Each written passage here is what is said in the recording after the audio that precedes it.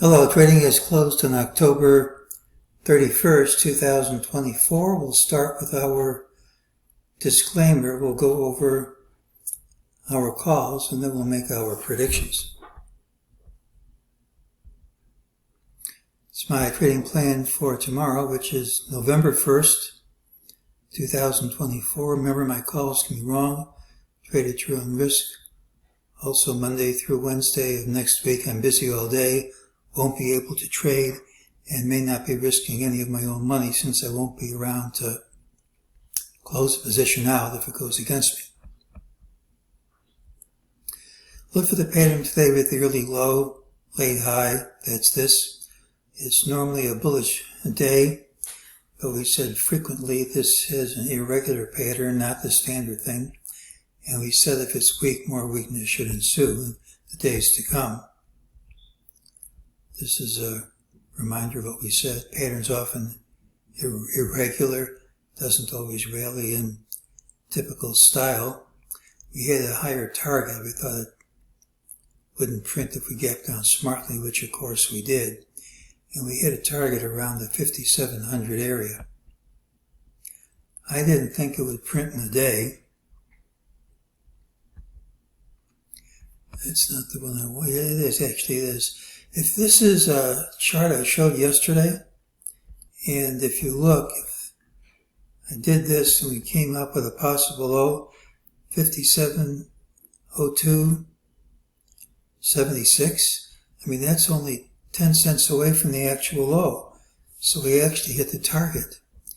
And if that's wave C and that's wave A, I mean, it's a perfect hit. I mean, 10 cents doesn't mean anything. Now, of course, just because that price works doesn't mean some other price won't. But, I mean, it pays to consider this could be a low. Let's not forget any drop, even one as huge as this one, needs to have confirmation. If we can't go under today's close by 1 cent, this break doesn't count. And let's not forget that the biggest point move of a leg very often comes on the last day of the move. So right now we have this as a candidate for a low. Now we had some prior targets from earlier in the month, 57.59.31, 57.26.87. The original target on the first move down printed within 2 cents. That's support. Support broke. The other target was support resistance area. We have new targets from today's patterns. MEJT has an optional target. We're going to trade at 57.51.62. It'll work 95% of the time by tomorrow. If it doesn't work for tomorrow, we just forget it. 95% isn't 100, but it's not bad. We had an ultimate sell signal with a higher target in the afternoon. The ultimate sells played out. The higher target's 57.36.71. And if we don't gap down smartly, that's the call for tomorrow. Now we also had a buy signal here, which is described on page 120 of my book. At the time, I said it called for a rally of 8 to 10 points, and we certainly got that. It should come before Friday's close. It gives a price target of a rally. It doesn't really say where the rally starts from. So we got our 8 to 10 points, but when I came up with the rules, the market was, the Standard & Poor's was under 1,000. So that was about a 1% move. And the signal triggers so infrequently, I don't have a point value or a percentage value to say if we have to get more than those 8 to 10 points. All I can say is on those infrequent occasions when the signal triggers on percentage terms, we usually get more than this as far as not getting at least 8 points of rally. In over 22 years, I've had 3 failures, and only one of them failed by 50 cents. So if you change 8 to 7.5, which isn't what I wrote in the book, you get about 1 failure every 11 years. Now, we've already satisfied the 8 to 10, but all I can say is most of the time before tomorrow's close, I'm going to get more than this.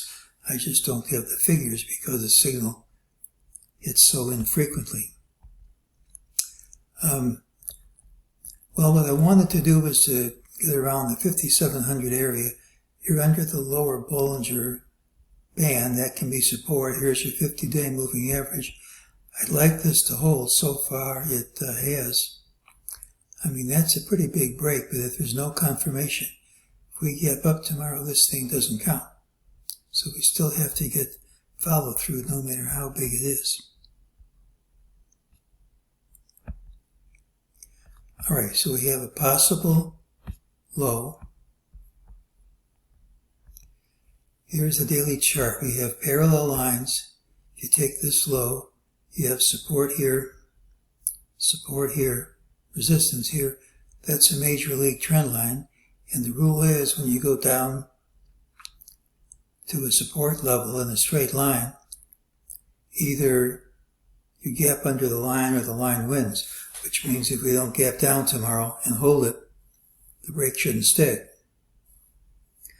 A negative thing is we've gone under the 50 level on the RSI, but again, everything needs confirmation. If we're back over 50 tomorrow, that doesn't count. But if we stay under it, that's bad news, because 50 level usually separates markets going up from markets going down. That's the RSI indicator.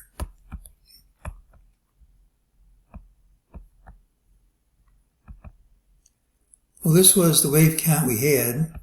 I mean, I can count 5 waves down. C is 1.272 times A. This low is the Fibonacci target of the prior consolidation. I mean, if this low holds and there's a wall into the close, if that low holds, it's a candidate for a low. Don't forget, we gap down, hit a lower low. With 10 minutes left to trade, we're over all those lows. Now, if that's maintained at the open, that's a bullish pattern. What happens in the last 10 minutes is not big money trading. If this doesn't stick, it means big money was willing to go long, and the amateurs were willing to sell at any price.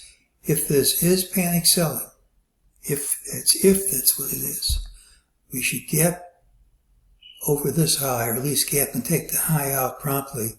That high is 57.36.36. If we gap over it, we'll likely hit our target as well. The optional target is also in play, but it's more than that. When this pattern is negative instead of positive, it gets follow-through. This shouldn't be the low, unless we gap and take this high out early. So if this is a low, that's if it is, we don't know that yet. We should not only gap over here, we could take this high out, make the whole thing a false move, leave us with an island reversal possibly, and go much higher. That's if this holds. But if this doesn't hold, I've got lower targets. I've got 4 lower targets for this year. 4 lower targets in 10 months probably is within the range. Over 22.5 years, I've had an average of 2 to 3 failed targets a year. So if these don't print 4 targets, that wouldn't be unusual. But if this doesn't hold, these, at least the higher ones, are in play. But for right now, if this gaps up, this could be left as an island reversal. And until tomorrow's open, that's something we're not going to know. We'll have to use the mixed signals rules. Friday's pattern has a early low regardless of where we open. It is bullish. We have higher targets. Unless we gap down smartly, the rules call for them to print. The drop hit yesterday's target for the decline pretty much on the nose. There's a wall into the close, which frequently indicates panic selling. Compatible with the panic hypothesis is the fact that we gapped down, hit a lower low, and with 10 minutes left to trade, we're over intraday lows. That shows big money wasn't behind the late drop. It is bearish. The high of day was in the first 5 minutes and low of day in the last. On the daily chart, RSI dropped well below the 50 level. Don't forget, we've got 5 waves down here, and if we reverse this, 1 day under 50 level doesn't disturb me. Non-farm payrolls comes out before tomorrow's open. I just can't predict the response to major economic reports with a sufficient degree of accuracy. If the declines to continue unabated, we should gap under today's low, which breaks that trend line we showed, with much lower targets put into play. However, if we maintain the gap up, clearing the last high of 57.36.36, today could stand as a significant bottom with a rally into year's end. So this is the time to fish or cut the bait. I don't know how we're going to respond to the report. When you drop into support like this, either support holds or it fails. If it fails, we go much lower. If it rallies, we go much higher. This has all the makings of a low, a bottom.